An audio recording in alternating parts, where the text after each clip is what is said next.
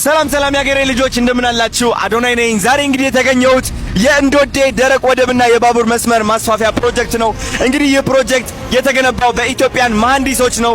ከኢትዮ ጅቡቲ ሬልዌይ ማለት ነው። ስፋቱ ደግሞ ወደ 36000 ካሬ ሜትር ይገኛል ማለት ነው። ይህ ፕሮጀክት ከመስፋፋቱ በፊት እንግዲህ 1000 ኮንቴነሮች ብቻ ይችል ነበር።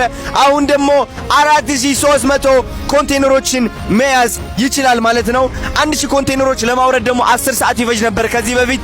ይህ ፕሮጀክት ካለቀ በኋላ ደግሞ 4300 ኮንቴነሮች በ2 ሰዓት ብቻ ማውረድ ይቻላል ማለት ነው። ይህ ደግሞ በጣም ትልቅ የሆነ ኢምፕሩቭመንት ነው ጋይስ። የዚህ ፕሮጀክት ጥቅም እንግዲህ ማለት ነው ከዚህ በፊት ማዳበሪያ ወደ ጅቡቲ ተልኮ ከውጭ ሀገር ከዛ እዛ ፓክ ተደርጎ ነበር ወደ ኢትዮጵያ የሚመጣው። አሁን ግን ቀጥታ ወደኛ ይመጣል ማለት ነው። ይህ እንግዲህ የውጭ ሀገር ከረንሲ አንደኛ ሴቭ እናደርጋለን፣ ሁለተኛ ደግሞ አርሶ አደሮች ገበሬዎች ማለት ነው የሚጠብቁት ሰዓት በጣም ዝቅተኛ ይሆናል። በጣም ትልቅ ኢምፕሩቭመንት ነው ከምታስቡት በላይ። ብዙ አርሶ አደሮች በዚህ ተጠቃሚ ይሆናሉ።